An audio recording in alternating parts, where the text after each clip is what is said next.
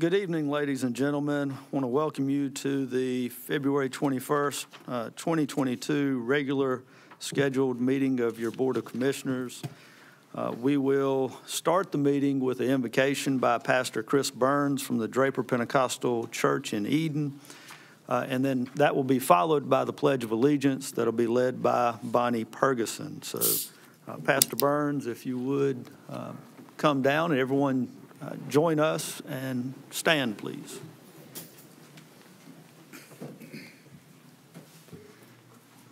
Let's pray. Dear Lord, we thank you for this beautiful day. We stand in awe of your wisdom and your beauty and your power and your sovereignty. We ask for your blessings on this meeting tonight. Let us conduct the business of Rockingham County with wisdom and with swiftness. Help us to understand, Lord, that our decisions tonight, though they may seem permanent, are only temporary, except for one, and that is to follow you as Lord and Savior. Lord, I ask for your blessing on each commissioner. Give them the wisdom and the discernment that they need. We also ask for your blessing on and protection for each county employee as they serve the good citizens of Rockingham County. Let them serve with kindness, goodness, and compassion. And Lord, finally, I pray for blessings over each citizen of this great county. Lord, we ask for health and prosperity in each one. In Jesus' mighty name, we ask these things. Amen. Please face the flag.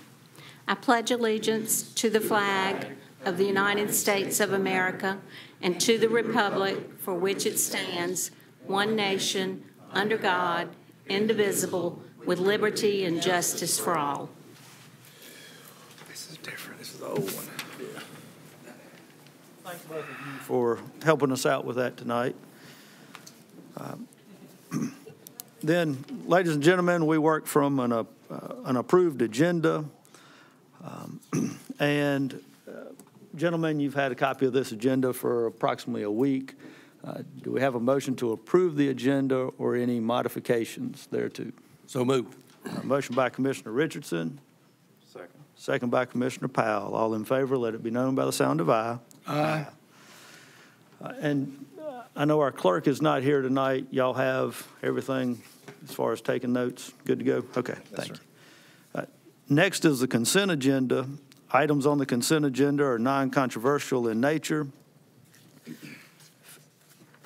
If anyone has any questions about items on the consent agenda, you can contact county administration. They'd be glad to provide you with further information.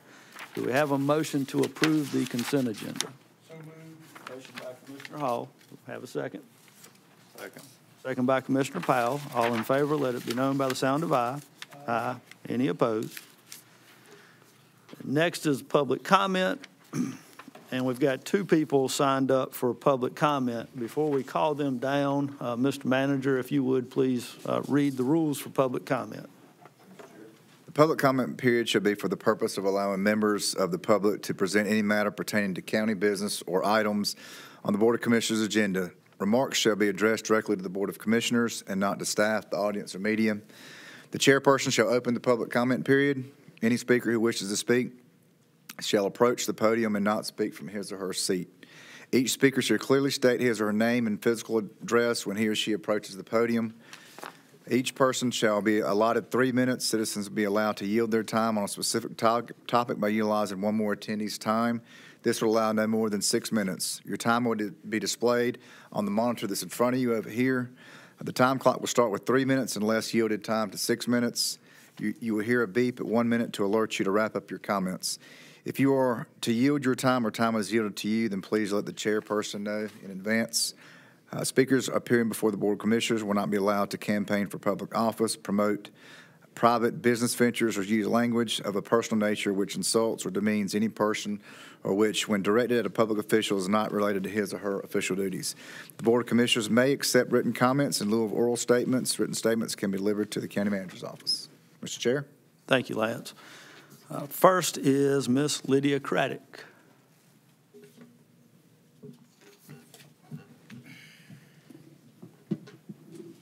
Thank Thank you so much for the opportunity to speak with you tonight. Often I'm here in an official capacity, but tonight I'm here as a private citizen. My name is Lydia Craddock. I'm at 134 Sutton Road in the Madison area. I want to chat very, very briefly about personal experience with apprenticeship. I come from a family of apprentices.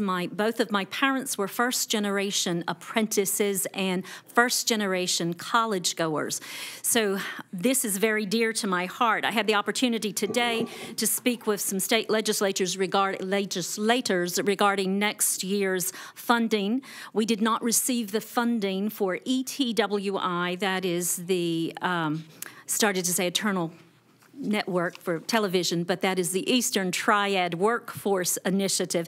It's a 4-county group where we work together for apprenticeship programs, and we have the best in North Carolina in terms of, if you look at our numbers and our success. We did not receive money this year, but we have received tentative approval for next year, and that money goes to help our students with transportation.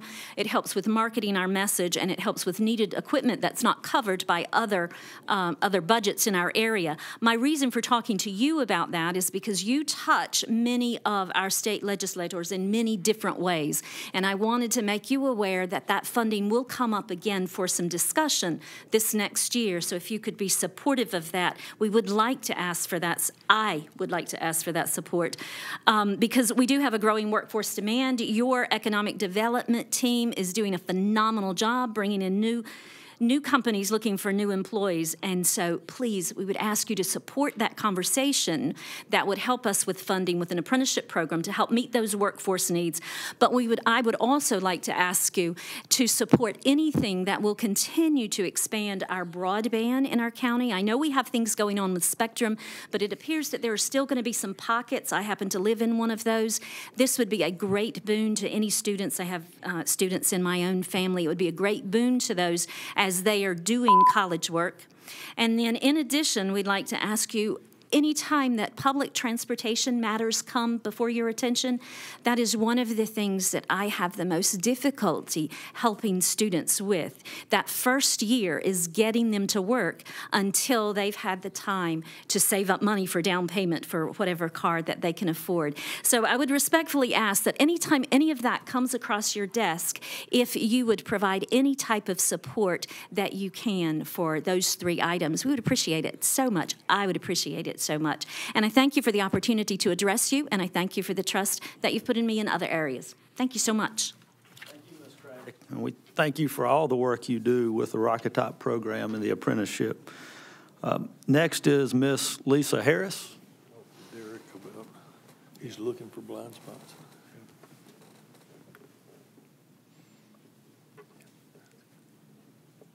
Good afternoon. My name is Lisa Harris. I live off Short Avenue in Madison, North Carolina, and I'm here tonight to uplift the importance of transparency. While we appreciate the hard work that each of you do, as well as county staff, there are challenges in some of the small municipalities that I've mentioned to some of you already tonight.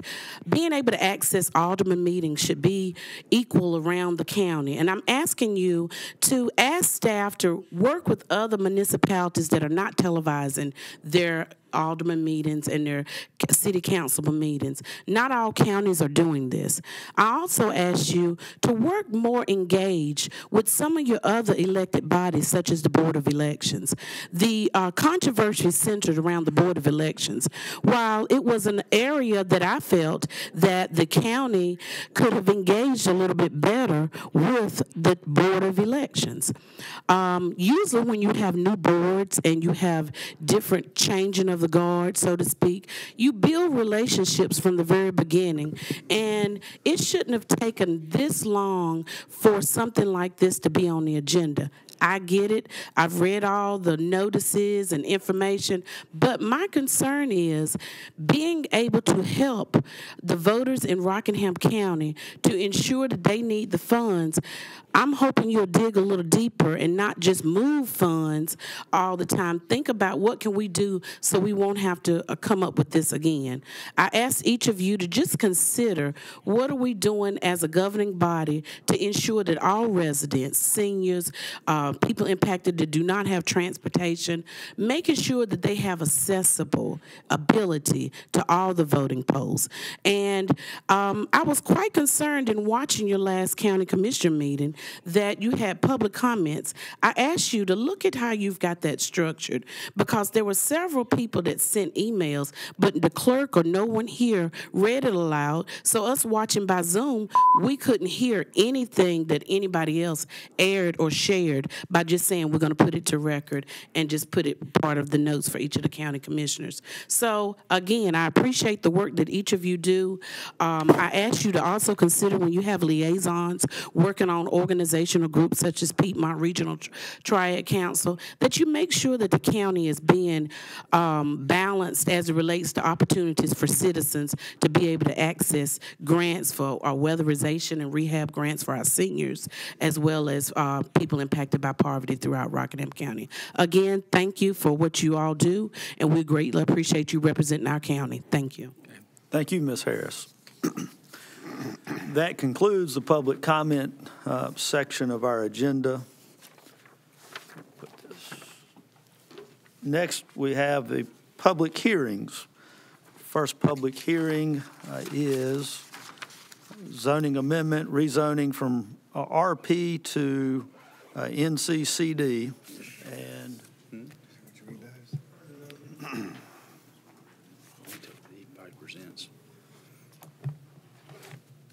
He presents it before they start offering testimony or applicant properly, so. Good evening. What we have here is rezoning case number 2021-22.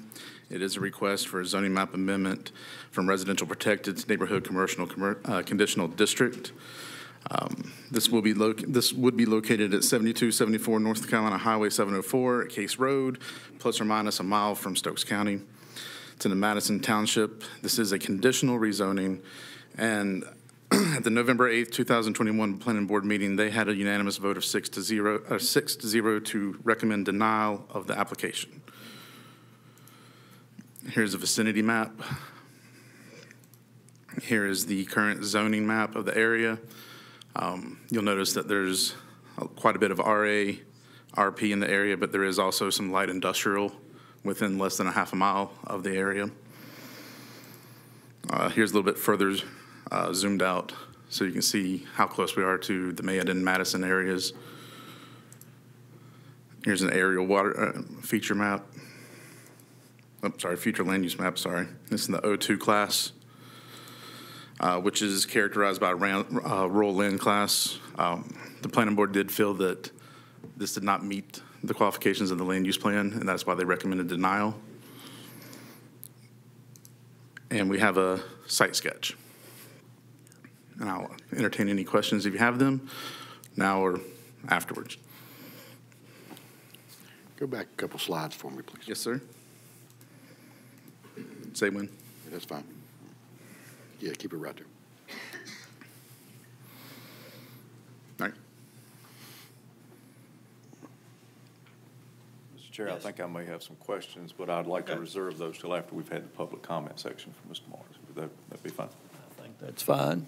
Anybody have any questions at this point, or are we ready to go to the next step? No questions. Okay. I believe the applicant has some slides as well, so I'm going to close this out and open that up for them. Yes, sir. I think that's fine. I believe there's been some changes according to what I understand from the initial application, been some modifications. Is that correct? A few that I'm aware of. Okay.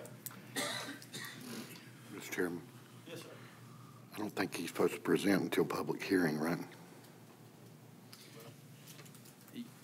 Yeah, so basically the public hearing, this is a legislative public hearing, the applicant can present, and then we can open up the public hearing in order for witnesses. Okay. Where's that line? Oh, I see it. Just open it up. Yeah. You can leave it there for now. Is that Terry Moore? We got Terry Moore. Good evening, Mr. Chairman and Board. My name is Mike Fox. I'm an attorney here tonight representing the applicant Terramore. My address is 400 Belmead Street in Greensboro, North Carolina, Suite 800. With me here tonight, I have a number of folks who will speak to you and give you information from their perspective. First, I have Joe Strickland, who's with Terramore, who's the developer. Joe has a PowerPoint presentation that can show you a few more details about what our request is.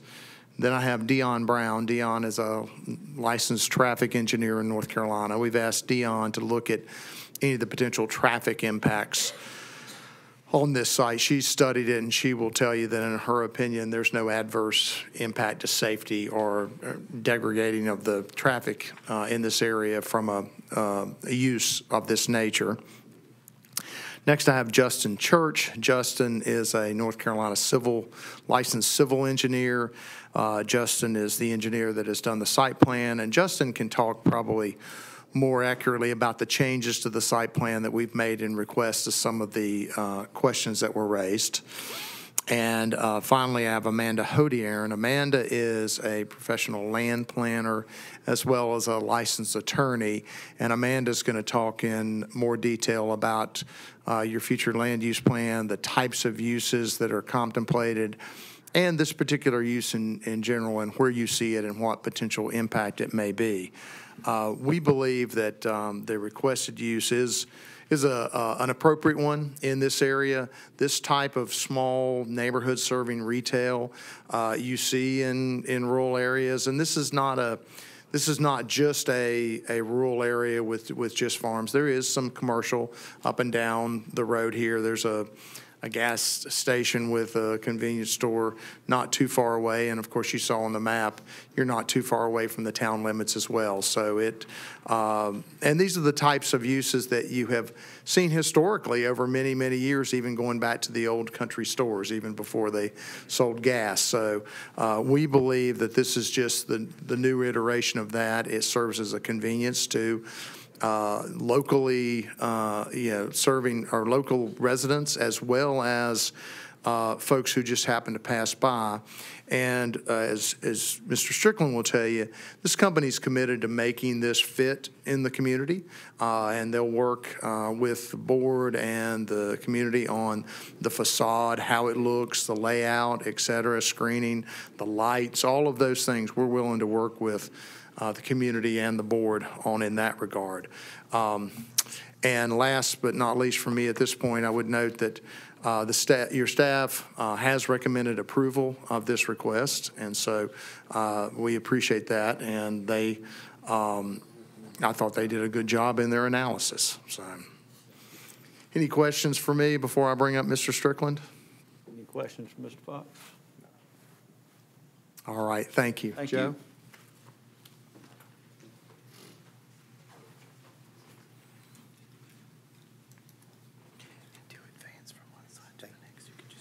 I can scroll with this, all right? You can do that too. Okay. Board of Commissioners, thank you. My name is Joe Strickland, 214 Clumac Road, Salisbury, North Carolina. As like Mike alluded to, I represent Terramore Development. We are a Thomasville, Georgia-based company, preferred developer for Dollar General. We've built in excess of about 500 stores for the folks out of Tennessee. And, we do other things besides Dollar General. I mean, we actually do some other entities that Dunkin' Donuts, Publix. But we are a preferred developer here in North Carolina in 22 counties, Rockingham County being one of them. And we've built several of the locations inside Rockingham County. I think the last store that we've built recently was in Reedsville. I think you guys heard, from us. I think it was about a year or so ago about this time when we got approval. So we do appreciate that. You're allowing us to move forward. With that being said, Dollar General has come up with a new concept. It's called a DG Fresh. The store itself is 10,640 square feet, and they offer more fresh options in the store, more frozen foods, more fresh dairy, dairy product, eggs and things of that nature.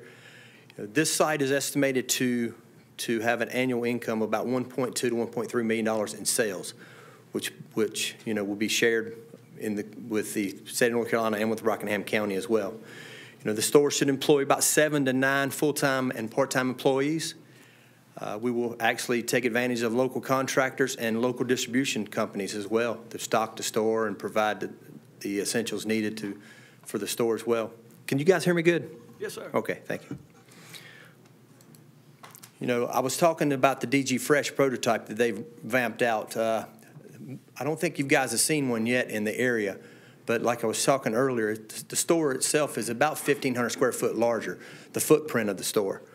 So, I mean, it's enhanced coolers, enhanced freezers, more items in the store to offer great, products for health and care and beauty, cleaning supplies, home decor, clothing, things of that nature. And, I think this would be, good for the area. I mean, as you can see here, they offer more dairy products, cheese, things of that nature that will be stocked in the stores, frozen foods, pizzas, things of that nature. More frozen foods. And now we're getting to the site plan. I know we've talked about this thing extensively with NCDOT and with the folks here in the planning department, and what we've offered here is probably the best case scenario for us. There's about 2,400 cars a day that pass this site, and we have agreed to expand a left turn lane into Case Road here that DOT recommended. And typically their threshold is about 4,100 trips a day to account for a left turn lane, but we've agreed. Now, they haven't issued our driveway permit yet as of yet because they want us to get through this process first. But they have seen the plans, and they're in, matter of fact, we got some emails where they have agreed to permit this thing pending rezoning. And we've actually agreed to do some additional buffering, as you can see on the plan as well. We fence, 6-foot fence along the residential areas where we buffer, along with some Leland cypresses as needed. Now, I actually presented 3 options as far as a building rendering. The first option there is a enhanced metal building that we typically build with brick, stucco, some hardy board, things of that nature.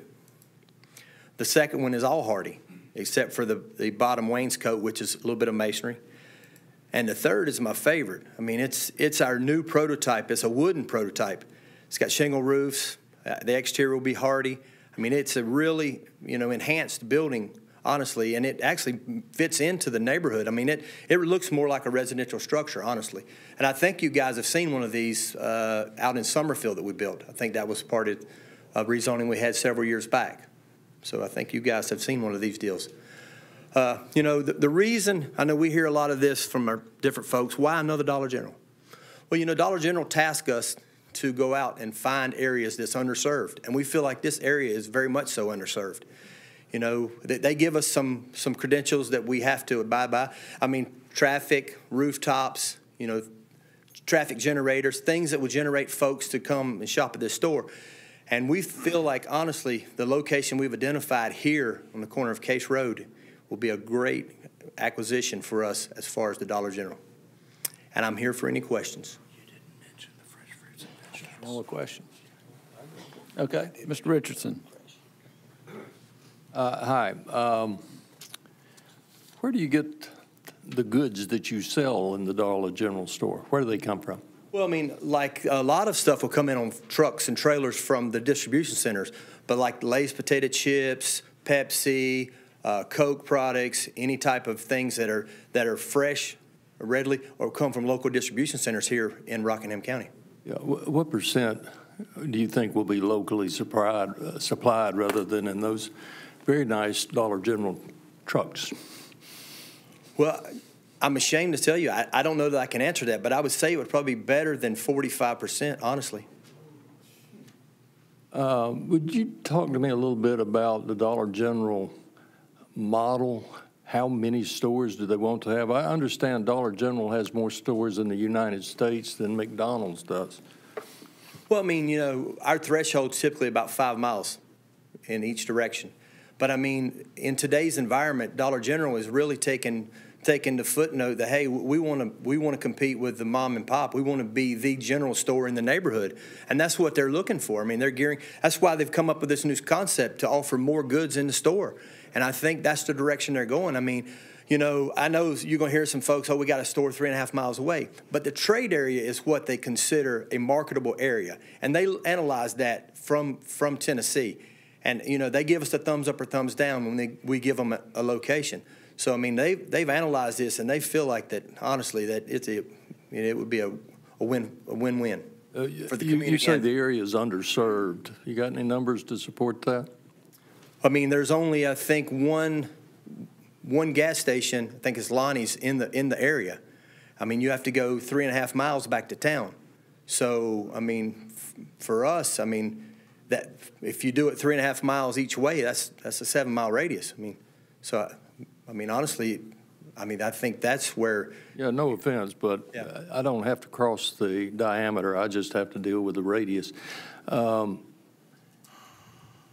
Haven't you had a Dollar General close in the not too distant past in that area? In Madison? Mm-hmm. Yeah, they actually relocated the store. They built a brand-new store to replace it. Yes, sir.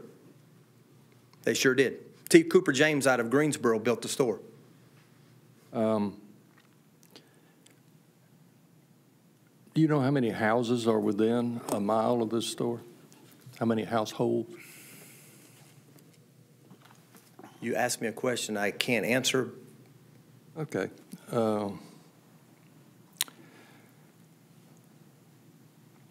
How many employees do you anticipate? 7 to 9 full and part-time employees. Full and part-time, and they will be earning how much? Probably better than 10 plus an hour, the managers. Now, you know, you're asking me questions that I can't really elaborate on because I'm not on the operations side of this. I'm on the development side, and I wish I could answer those questions. But, you know, we being the landlord, they're our tenant, so they handle that side on the operations. You can see why that would be of interest to us. I understand. Yes, sir. That's enough. Yes, sir, Mr. Travis. Thank you, sir. How many Dollar Generals do you have close by to where this development is? Because I'm showing 2 real close. I think there's 6 in Rockingham County, if I'm not mistaken. And the closest one to us is about 3.5 miles. Second Avenue? Yes, sir. Then you got one on 311, Yes, sir. and they're within 3 miles. Yes, sir. Thank you. Thank you, Mr. Chair. Okay. Any further questions?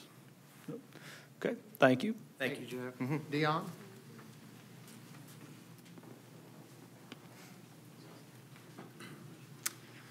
Good evening. My name is Dion Brown. I work with Davenport Engineering, 4600 Marriott Drive, Raleigh, North Carolina. I am a professional engineer with the state of North Carolina.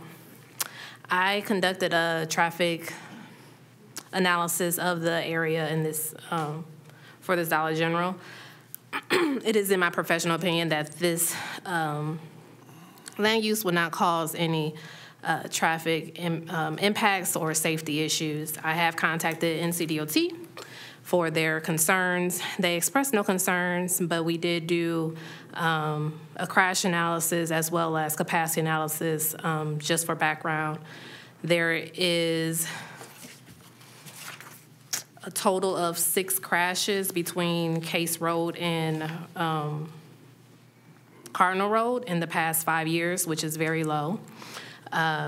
The capacity, of course, will hold a Dollar General. A Dollar General is not supposed to have any more than 600 daily trips. The level services is supposed to stay at a level service A throughout the existing to build or future build. And as well as the Dollar General does not generate enough traffic to actually require a turn lane, but the client has decided to provide that turn lane anyway to support more safety in that area. As mentioned, it's my professional opinion that there would not be any traffic issues in this area, as this is a low traffic generator model. Do you have any questions for me? Mr. Chair. Yes, sir. Yep, Ms. Brown.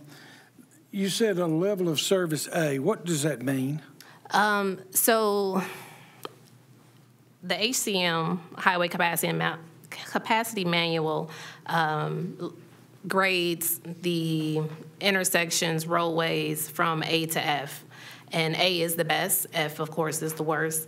And it means that unsignalized intersection is supposed to have between 0 and, of course, I don't have that in there. I think it's like 0 to 10 seconds of delay. And both of these intersections are about 9 to 8 seconds of delay to get from where you are to turn onto the main street. Thank you. Additionally, you said that the Dollar General doesn't add much traffic, but then also you're saying that it's 600 trips a day. Correct. Could you provide a little more detail? Are those not inconsistent with each other? No, it's consistent. The roadway, as mentioned earlier, is 2,400 per day, which is the low traffic road. Let's say a regular fast food restaurant, if they would to do that land use, that can generate between 1,500 to 3,000 trips per day. And this Dollar General is doing 500. Okay, excuse me, but you said 2,400 per day. Is that current traffic? Yes. Okay. On the road of Right. NC 704. Okay. And Mr. Hall, it may be helpful, and Dion can address this. Generally, the Dollar General traffic is not a destination traffic. You know, like if you were to put a Chick-fil-A somewhere, people will drive away to get to a Chick-fil-A. The Dollar General traffic is almost always pass by or locally serving traffic. Correct. A peak hour generator is between 12 trips to 40 per day. And that's during the peak hour of AM and PM, 7 to 9 and 4 to 6. So those 600 trips are sort of captured within the 2,400 already. So, okay. Any other questions? Okay. Thank you. Justin?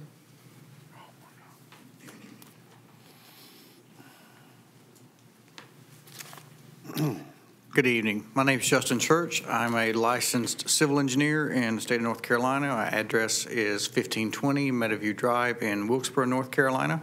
And I'm the engineer of record for the civil design on this project, as well as a good many of these Dollar General projects. So I think you've seen the site plan that you've got it in your packet. As Mr. Strickland mentioned, we've had pretty extensive communication with DOT as far as the amount of road improvements that we're offering up as part of the project. Included in that is a widening of Case Road to allow the delivery trucks to safely navigate the site. I know that was an area of concern that was brought up in the planning board meeting.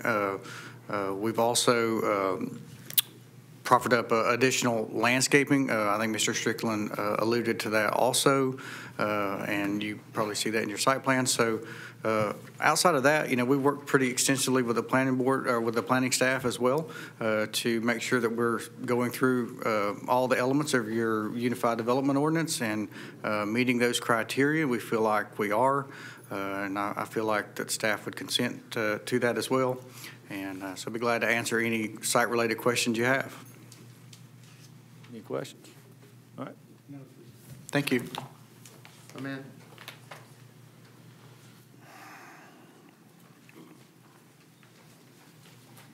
Good evening. Thank you, Chair and members of the board. My name's Amanda Hodiern. My offices are at 804 Green Valley Road in Greensboro.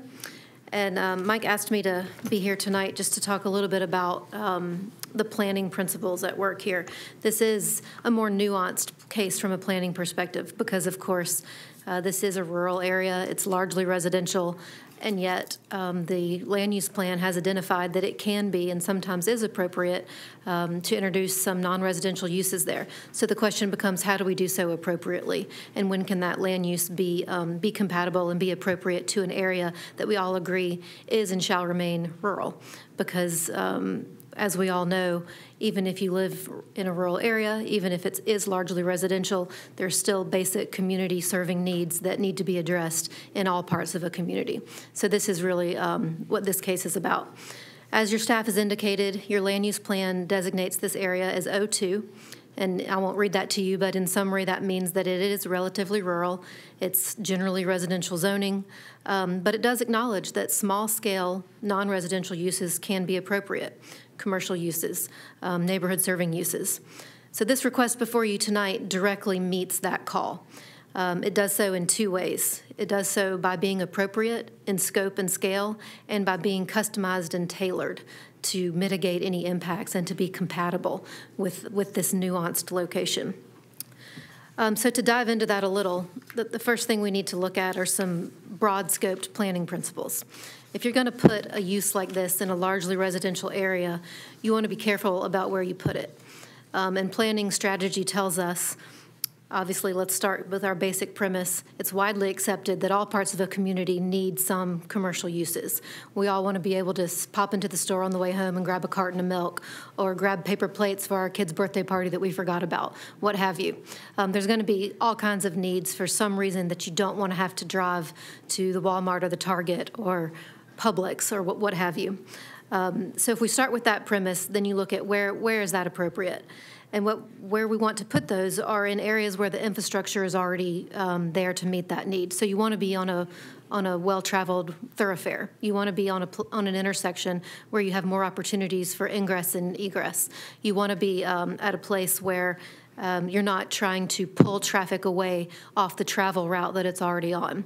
So that's exactly what we have here. We have a well-traveled highway route, people already going into Madison and Mayodan to get to work, people going down to drop their kids off at school, to go to the highway. So that is meeting that criteria of already being in a spot that your infrastructure is providing the trips. And that's exactly what Ms. Brown was saying. When you're pulling on local traffic that's already there, you're not causing people to get in their car, make a special trip, and infiltrate areas that really should only be serving neighborhood and residential traffic. This is distinguished from a more destination-based retail use. Some of the ones I talked about earlier, Walmart, Target, Publix, some of these major retail centers that are, that becomes your Saturday morning. You have a list of things you got to do. You got to go over to the spot that's going to have it all. That's destination-oriented retail. That meets more specialty consumer needs, more long-range consumer needs. And that is not what this neighborhood community use is trying to do. This is trying to be a local convenience to folks who already live in the area and to augment their daily routine.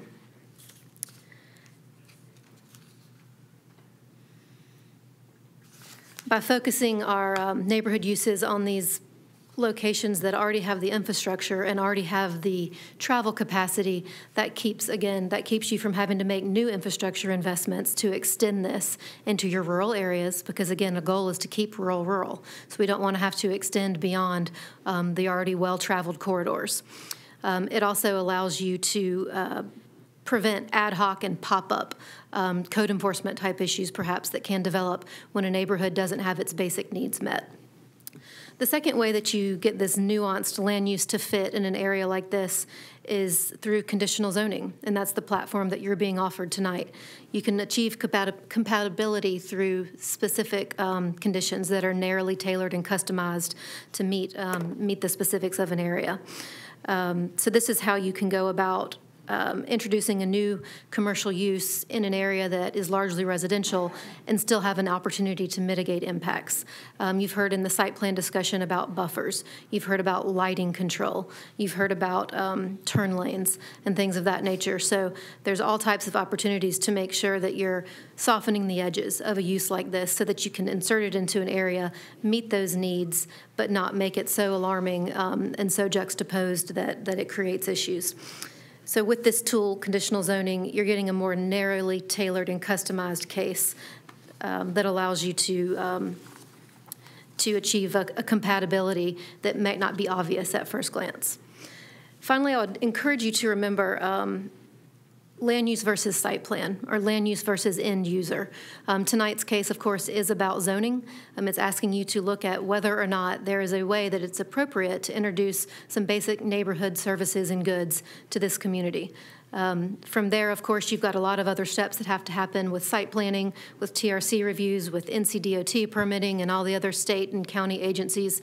So I think that you'll find that there's lots of opportunities, and I'm sure your planning staff can weigh in on that. Lots of opportunities to meet all the technical demands of site work and site development. However, tonight really asks you to zoom out and take that bird's eye view of how do we serve this community best? How do we make sure that the folks who live in this part of the county can get what they need just as easily and conveniently as people who might live near a designated retail center, and to do so without alarming and upsetting the parts about their neighborhood that they love. Thank you. Thank you. Mr. Travis. Thank you for your presentation, ma'am. But you said something that kind of caught me. You mentioned how Dollar General's there to provide for your community, provide for the neighborhood. Am I correct? I was actually talking about a neighborhood commercial use. I'm just looking at the zoning district rather than the specific tenant. But yes, I think this request is meant to do exactly what you just said. But how does that look when a majority of your neighbors don't want you there? I think that change is always hard and difficult, and the fear of the unknown is a basic human reaction. You understand what I'm saying, right? I do, okay. Absolutely, and that's why we have these public hearings, and that's why we have to be careful and explore these site plans, and that's why you have your TRC and your staff and everyone to vet these things to make sure that the things that we all need and love and rely upon in our daily lives, we can coexist with those things. Right. Thank you, ma'am. Mm-hmm. Commissioner Richardson. This is for Councilor Fox, and you may not know this, sir. Are there any community charities or public service activities that Dollar General supports, Little League ball teams? Is that part of the Dollar General makeup? It is. They have a scholarship fund. Joe, do you want to come up and talk a little bit about that? And they have other ways that they are involved in donations to the community. They have a giving back program is what they call it. And I don't know how much of those funds come into North Carolina, honestly, but they do have a program set up for that. Yes, sir. Any other questions? No. All right. Yes, sir. Just briefly wrap up. Thank you for your time. We have a few other folks who are going to be here tonight speaking in favor. They'll speak in the general public comment section. You know, Rockingham County traditionally has, appropriately so in my opinion, been a very, very strong supporter of property rights in terms of the ability to do, you know, within the law what you can with your property. And I think Ms. Hodiern addressed it appropriately. You have to be careful, you know, when you're making a land use decision to keep it a land use decision as opposed to a particular business decision. You know, when people come before you for a fast food thing, they may tell you it's a Bojangles, and you may want a Chick-fil-A, but, you know, that's not really the appropriate choice you're making. We don't hide from the fact that we're, you know, represent Dollar General. We don't want to do that. That would be disingenuous to the community. We don't ever want anyone to say that you didn't tell us what was going to happen. But we genuinely also believe that it is a good product for the community. And in terms, going back to Commissioner Travis's question, I would say in, you know, doing this type of work for over 20 years, I describe my business as change is hard. It always is. If you were to go back to the beginning of whenever, you know, any commercial development started in town, there was likely someone who didn't want it near them.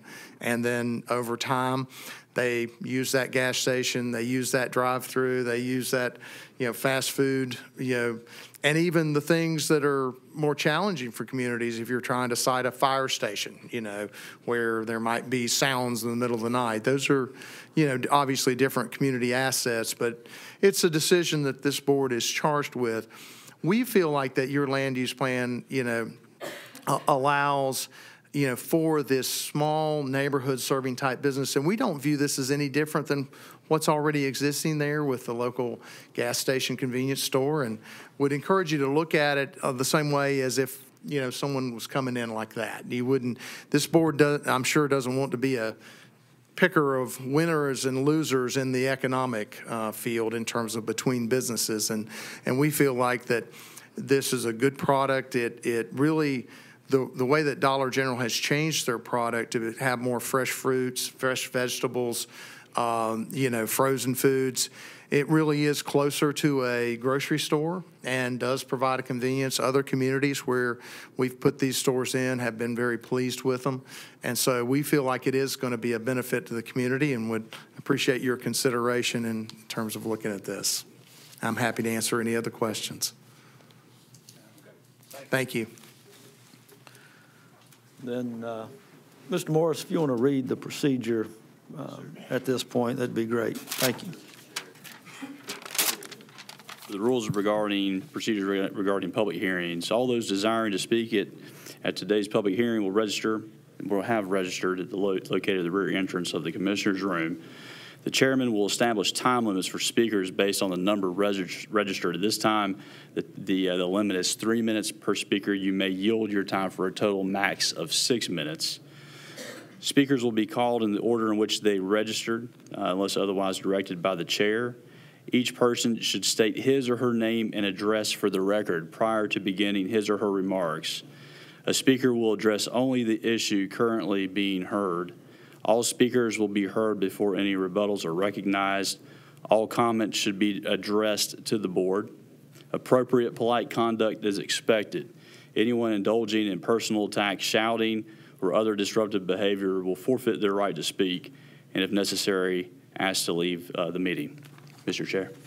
All right. Thank you, Mr. Morris. And ladies and gentlemen, what I would add is if you hear the person that is before you say something that you want to say, it's certainly more efficient if you'll move on to your next topic and not repeat the same thing over and over. Our policy has been on these public hearings to limit that to a total of 30 minutes. So we'd certainly be able to get through a lot more folks if y'all think about the efficiency and not repeat the same thing over and over.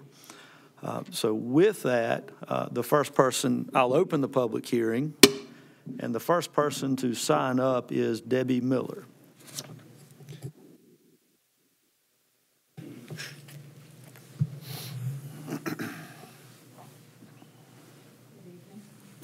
So first of all, my name is Debbie Miller, and we live at 7175 NC 704.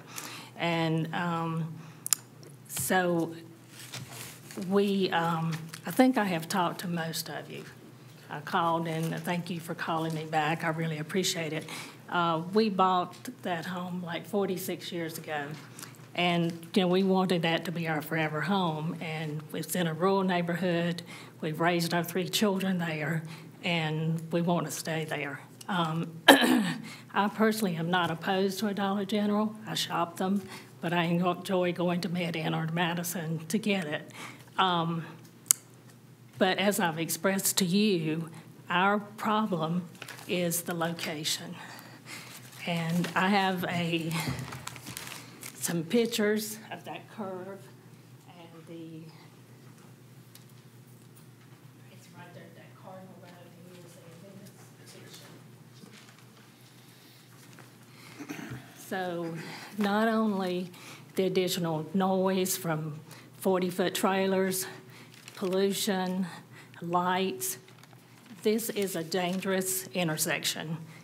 There's a copy for each of you there, a set of copies. And this is just a bad location. I know she said 5 wrecks in 5 years, but there's been numerous wrecks in that stretch of highway. And we would just, like to keep it rural, and we would just like your consideration on those. I think I talked to everybody except Powell, maybe. So, and I expressed, our concern with that traffic there, And I would hope that some of you actually went out to the site maybe and looked at it personally.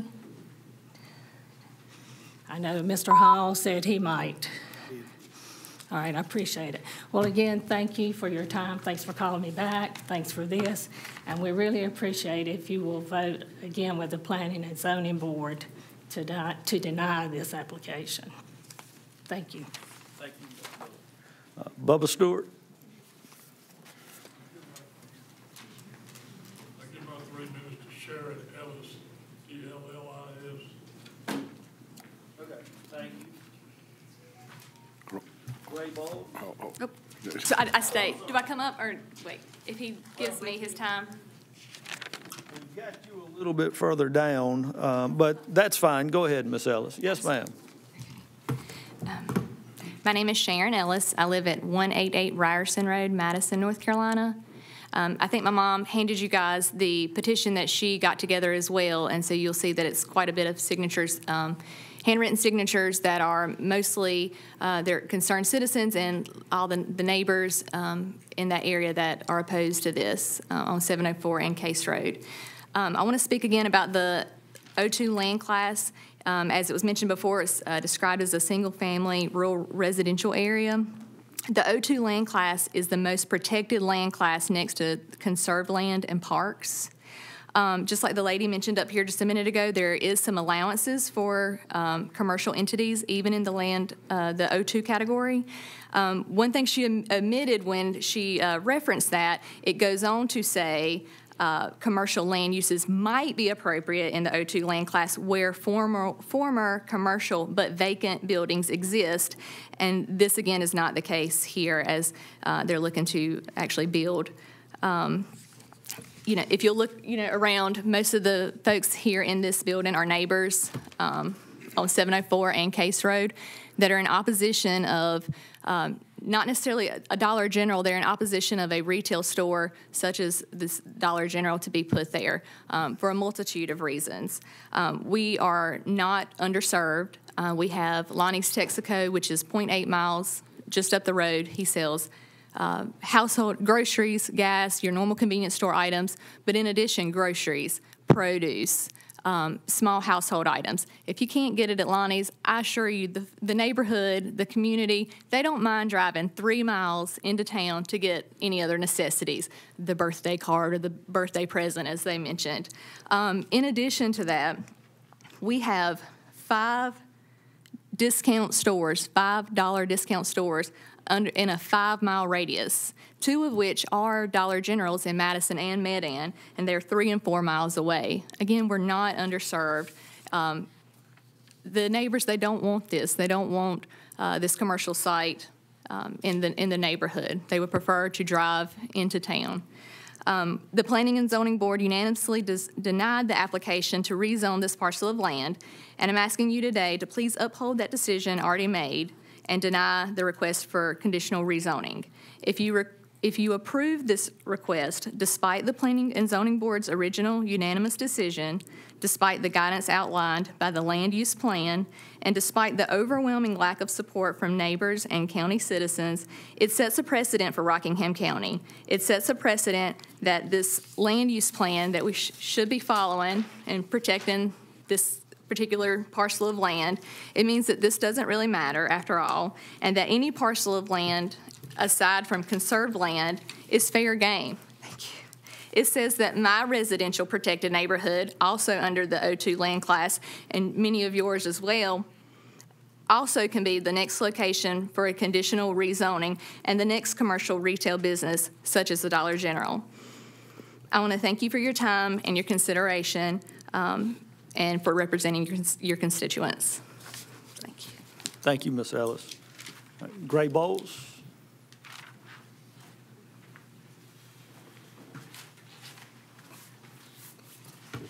Good afternoon. My name is Gray Bowles. Excuse me. I live at 300 K School Road, Madison. My property is within 1,000 feet of the desired location. So I'm just going to go on point in saying this. There's been five folks speaking, and they'd like to see it happen. None of the 5 people are from Rockingham County. This already spoke. and they're trying to tell you what's best for our community. I want to revisit this. The last time I spoke in front of the Planning and Zoning Board, they put up a blueprint, which they did again tonight, and it had Dollar General, Mayodan.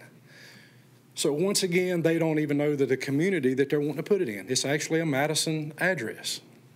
The young lady, she spoke that 25% of the traffic traveling 704, or 600 cars a day would go into Dollar General. 2,400 is traveling that highway as of now, which is 25%. So 25% of the traffic traveling 704 is going to go in. Mr. Strickland stated that they want to be the mom and pop store in that location. He plainly stated it. We have it. We support it, and we want to keep it. And I Googled, which was very simple, Dollar Generals near me. There was 4 within 6 miles of my home. So I think we're well served. And lastly, I'm just going to state, they ask you to really take a close look at this. I'm going to ask you to do the same. I want you to take a close look at it and ask yourself, would you want this next to your property? Thank you.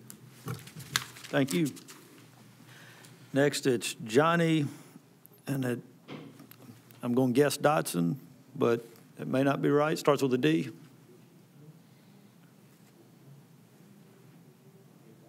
I'm going to yield my time to Adria. Okay, let me make a note. Yield to Adrian. What's the last name of Adrian? Stewart. Okay. All right. Next, Jean Puckett. How about Ann? Ann Puckett, I'm sorry. Yes. I'm sorry, Jean's dead. I'm sorry. Looked like a G, I'm sorry about Jean was a wonderful person, but she's not here. Okay, my name is Ann Puckett. I live at 3655 NC Highway 704, but my husband and I own the property at 7260 Highway 704, which is absolutely adjacent, dead-on, next-door neighbor to this property. In interest of time, I'm just going to say thank you for listening to us, and you're supposed to tell them to give me your time. Yeah, she can get my time. Both of their times. Anyway, my husband's family has owned this property since the 1940s, okay? It was his grandparents' house. It has history and meaning to us. We own other property in this county.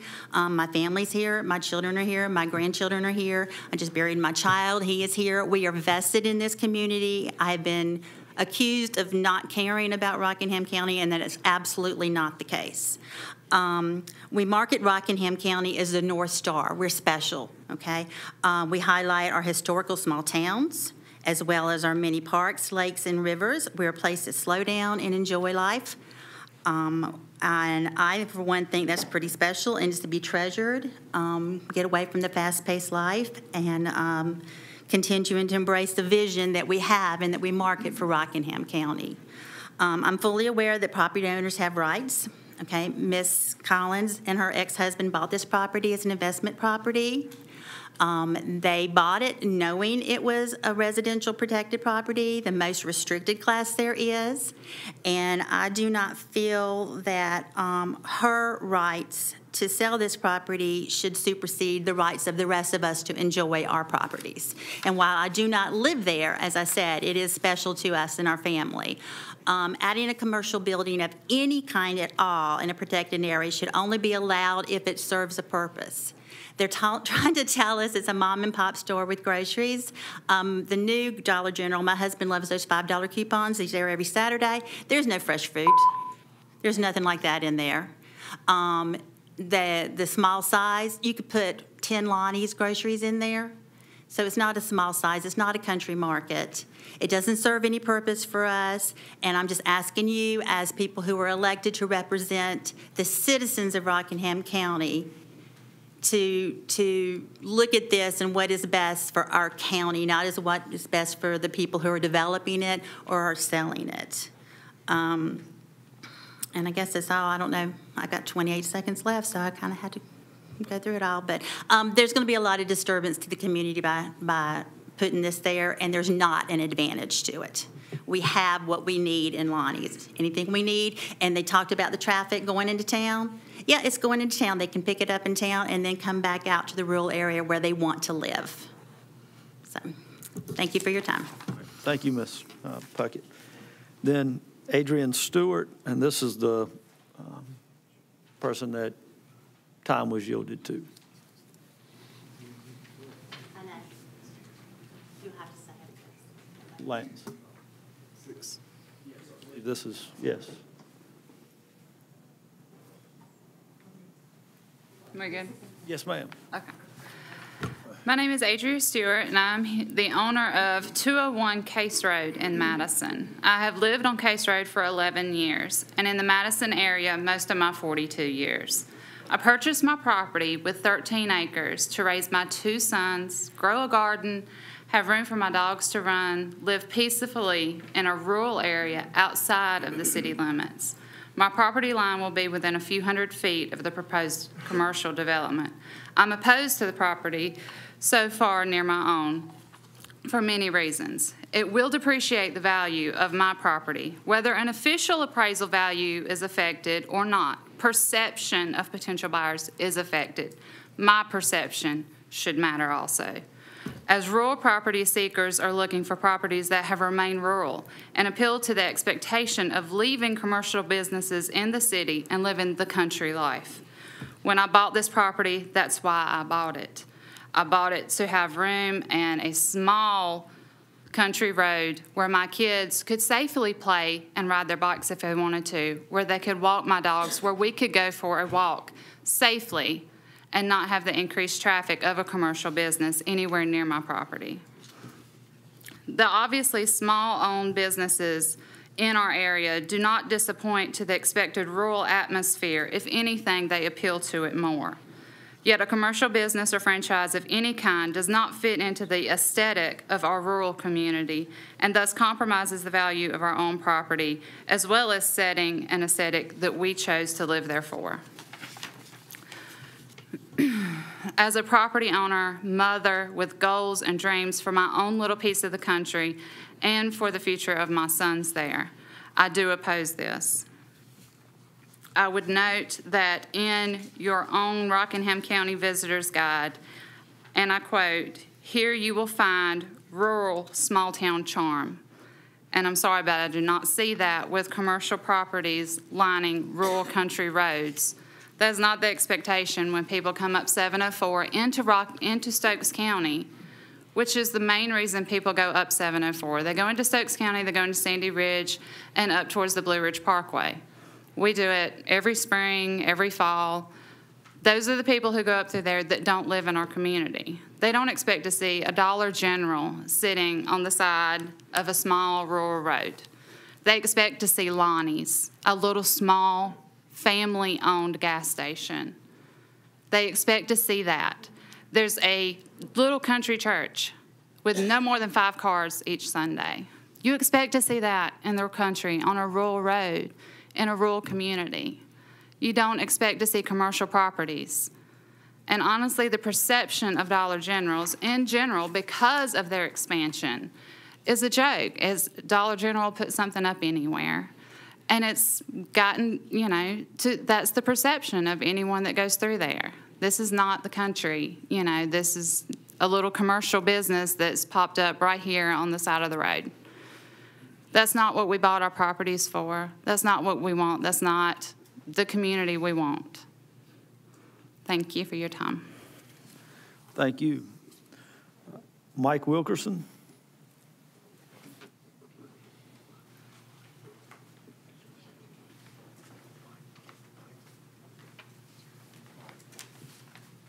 Can I yield my time to Mike?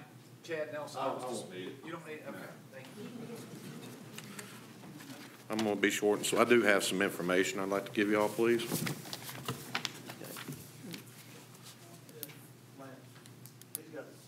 Oh, I'm sorry. It's out if you don't mind. I've had to hold that out. Like a copy, Mr. Fox? Thank you, sir. Thank you.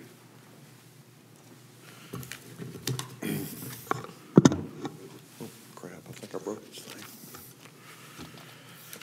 My name is Mike Wilkerson. I reside at 201 Case Road, Madison, North Carolina. Good evening. First off, I would like to thank you for allowing me to speak. I'm here this evening to voice my opposition to the rezoning of land for a Dollar General in the corner of 704 and Case Road in Madison. Excuse me. When Mr. Fox spoke at the planning board meeting and here tonight, he used words like convenience, mom and pop store replacement, and job growth. I would like to expand on his comments if I may. If you look at the attached sheets I gave you, you will see that we already have 19 Dollar General stores within a 15-mile radius of my home, which is a quarter of a mile away from the proposed building site. This doesn't include Dollar Trees, Family Dollars, Walmart, etc. We don't need that much convenience. We chose to live where we are due to wanting to be rural and away from town, and by no means are we underserved. If you allow this to move forward, it will kill the small businesses that we rely on for goods, and those business owners rely on for income. If this goes through, then you will be taking money away from local businesses like Lonnie's Service Station, Checkers Service Station, and many others. Trickle-down effect of that will also affect the local suppliers of produce, goods, and other services. I would rather keep that money in the pockets of local Rockingham County residents than send it to Goodlettsville, Tennessee to fill the pockets of investors. In regards to job growth, they can't even staff the store they just opened in Madison, according to various online help wanted ads. The construction crews will not be local. They won't even get their construction supplies local. I am all for the rights of property owners, but not when it comes to the detriment of the surrounding properties and community. We have 13 acres that we live on Case Road, but I know certain businesses on it would not be welcome. There are a few commercial properties in the area, but it would take a month for them to generate the traffic that a Dollar General store would generate in a day. Excuse me. The last few pages of the packet that I gave you is an article about a similar instance such as this just down the road in Walnut Cove. They denied the permit just as our planning board did for similar reasons. In closing, I would like to remind you that we elected you to be our voice and our advocates. We elected you to work for us, not for the big corporations. I urge you to be that voice and deny this permit since that's overwhelmingly what your constituents want. Don't sell us out for corporate money. Thank you for your time, and if anybody has any questions, I'll be more than happy to answer. Thank you. Eddie Smith.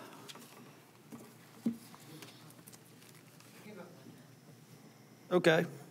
Are you yielding it to someone, or you're just? John Miller. John Miller, okay. Next is David Smith. Derek Smith. Derek, I'm sorry. Petitions. What? Petitions now, 160D. You got the first letter right. Yeah, sorry about that. 160D. My name is Derek Smith. I live at 796 Case School Road. I grew up in this area, 42 years. My grandparents lived on Case Road. My parents now live on Case Road. I grew up there as a kid. My kids live nearby. We're less than a mile away. They grew up in that area. We go with my parents, and sled down the hill in their backyard every time it snows. I didn't come prepared like everyone else did. I'm speaking from my heart. So even though I live a mile away from where this is going to be located at, I travel that mile every day multiple times to see my parents. Whether they need something or I need something, they're always willing to help. Everyone that's in this room right here is part of my family and friends that I've grew up with. And I'm not willing to risk any of their lives to put this store in this location. The diagrams that were shown earlier conveniently cut out the curvature of that curve. In order to straighten that curve up, you're going to end up taking up more than 50% of the houses that are in that curve to straighten it. Even if it put in a turning lane to turn into to Case Road, to turn into that store, my understanding is a Dollar General store of 9,100 square feet can only be put on an acre of land. I don't even acknowledge that there's an acre of land right there, unless they tear down about 4 or 5 houses. And then, I'm not sure, the folks that are, own that land are willing to do that. And if they are, I know everyone else around that area is not willing to tolerate that. Because this curvature of the land, of that curve, the speed limit used to be 55 miles per hour down there. It's been 55 miles per hour down through there for 50-some years, longer than I've been alive. And they conveniently reduced it down to 45, okay? People are not even doing 45 down that road anymore because they're used to what they are, tolerating going down that road, okay? They slow down on that curve because they know the danger of that curve. The houses that are so close to the edge of that road.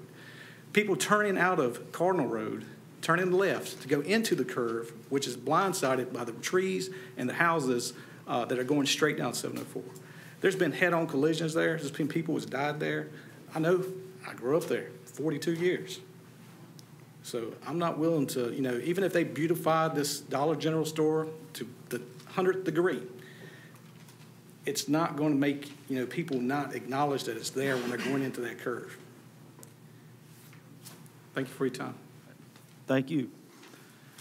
Then next, Dion Brown, is there anything you want to add during the public comment? Okay. Justin Church, same thing. Joe Strickland, anything you want to add during public comment? Okay. Sharon Ellis was next, but she's already spoke when someone yielded time. John Miller is next, and I believe someone yielded some time to you. So I can yield that extra 3 minutes to someone else then. Was it to you or to David Miller? All right, so I'm going to yield that extra 3 minutes. Well, David signed up also. I'm going to yield the extra 3 minutes I was given to Ms. Ann Puckett. She's already spoken. I didn't get my 3 minutes because they didn't speak. Yeah, they didn't give her extra time. We were trying to tell you, but. She should be on 6 minutes total, but she was only given 3. That's what we were trying to tell you, it was 6 minutes. It already spoke, because. I was already speaking. She was speaking when they told her. I got you. Nobody had. Yeah, you just didn't hear them. Yeah. So, Mr. Miller, you're up. Okay? 3 minutes. 3 minutes. Can we pull up the slide that was brought up at the beginning of the presentation? It's a bird's eye view of that area. He's right behind you. Oh, I can do this myself? No, he'll do it. He's right behind you. One of the maps that shows the parcels, is that what you Yeah. something like that? That works perfect. Okay. Look like a mouse to work perfect. Yeah, for the previous would be better. Yeah. So it's not display if I put that up, so you'll just have to go by the beeps. Okay. Oh, okay, yeah. It's supposed to be before they start. Something like quick. Do you see the slide I have there? Yeah, okay. Can you see the mouse if I move it right there? It won't show the mouse. It doesn't show that? All right. All right. So my name is John Miller. I reside at 103 Mountain Street, Medan. By profession, I'm a pharmacist, but once I moved back to the area 9 years ago, I became a volunteer fireman to help serve my community. So the area where the Dollar General is proposing to go in is serviced by the M&M Fire District. So that's Madison and Medan.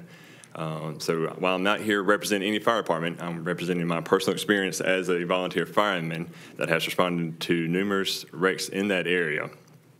And it will kind of counter some of Ms. Brown's comments. So as you can see at the top of the screen, there's a straightaway going towards the Dollar General. So that is coming out of Stokes County and then towards Madison. In my experience as a fireman, the calls that we respond, while Ms. Brown touted a very low number of wrecks between Cardinal and Case Road, the problem is that that's where very few of the wrecks actually stop or end. The problem is that when pedestrians come out of Stokes County, they are speeding along 70-plus miles an hour. They typically will get into the curve where the Dollar General is being proposed at. They will veer off, they overcorrect, and then they go barreling down the road further on down, a half a mile or so sometimes. I've been part of numerous extractions, rollovers, head-on collisions in this area. Again, more than the 5 that are between Cardinal and Case. Very few of the wrecks happen right there and stop automatically. They continue down the road, and with the data she pulled, the county will tags those wrecks as the house address that the car stops or stops rolling, or where the head-on collision was further on down. But a lot of the wrecks do start in that curve right there. And while I'm not opposed to a Dollar General, I am opposed to a Dollar General in that specific area. Again, people come speeding down that area. The comparison to Lonnie's Texaco has been brought up numerous times. So Lonnie's Texaco, if you're familiar with it, is in the middle of a straightaway. So where it is in the middle of a straightaway, it's clear vision. You can see cars pulling in and out.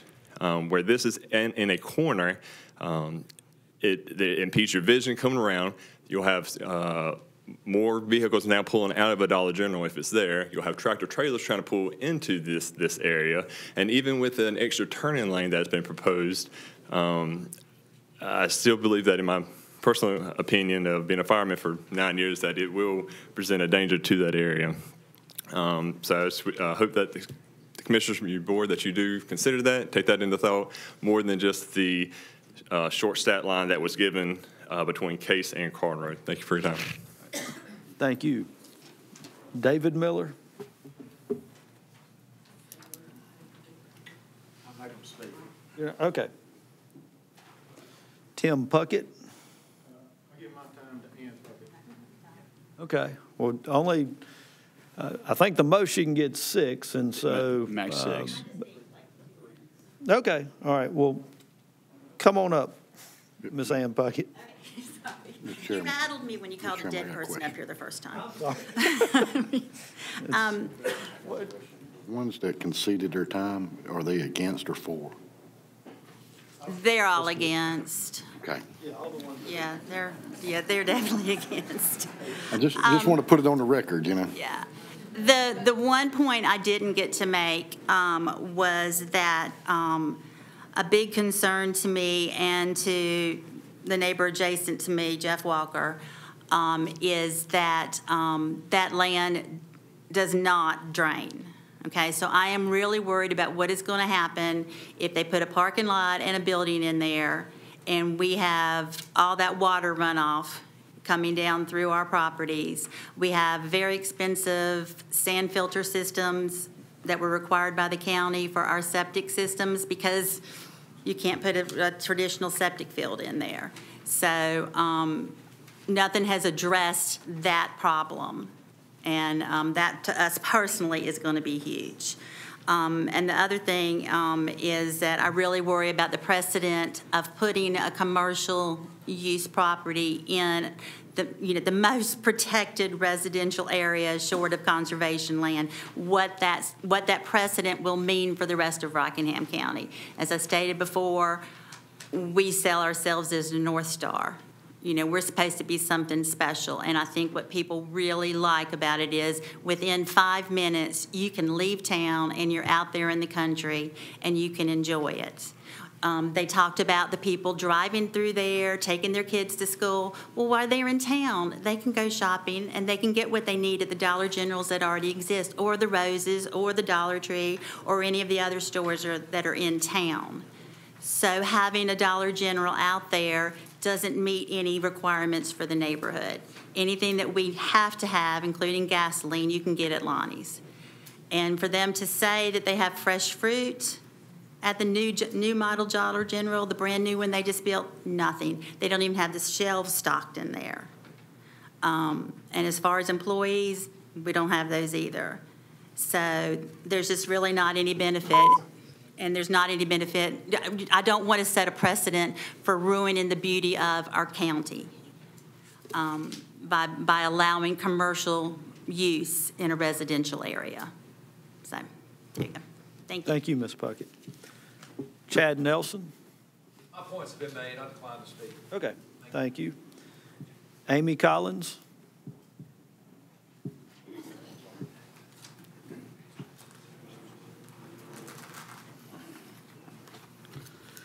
Good evening, Chair and board members. Thank you for allowing me to speak tonight. My name is Amy Collins, and I reside at 7274 NC Highway 704. I'm the owner of the property, And obviously, the reason we're here tonight is because I'm in support of selling my property to Dollar General, so Terramore can construct a Dollar General there. First, I want to say to everyone in here is that all of this, the opposition, nothing has been directed at me, and I just so appreciate my neighbors and my friends being so charitable toward me.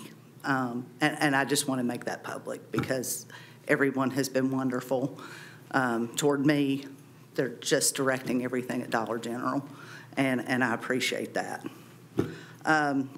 Getting to that, one of the benefits of living outside of the town limits in a semi-rural area is the lack of restrictions. The neighbors, we don't have HOAs, we don't have covenants, we don't have rules telling us what color to paint our house or when to cut our grass, or who can reside there. I mean, that's definitely a mixed semi-rural residential area with farms, single-family homes, multifamily homes, manufactured homes, mobile home parks, all within just a couple miles of where I live. I have lived in the other side of the county, being River Road area, Dan Valley, prior to moving to this location for 25 years. I saw 220 go to 4-lane. I saw Walmart come in. I saw McMichael School being built, everything in that area, and that was in a similar area, Highway 135. This is Highway 704. It's still a highway. There's still tractor trailers that go up and down the road every day, and I just really, there's fuel trucks that go up and down the road, obviously, that stop at Lonnie's to fill the gas tanks up. This is not a destination store. It's just going to be, another added place. And I really didn't think it would be a big deal because of all the other businesses that are in the area. I just think there's room for everybody. That's all I have to say. Thank you. Have any questions? All right. All right. Margaret Hankins. I yield my time to Randy Hankins. Okay. Randy Hankins.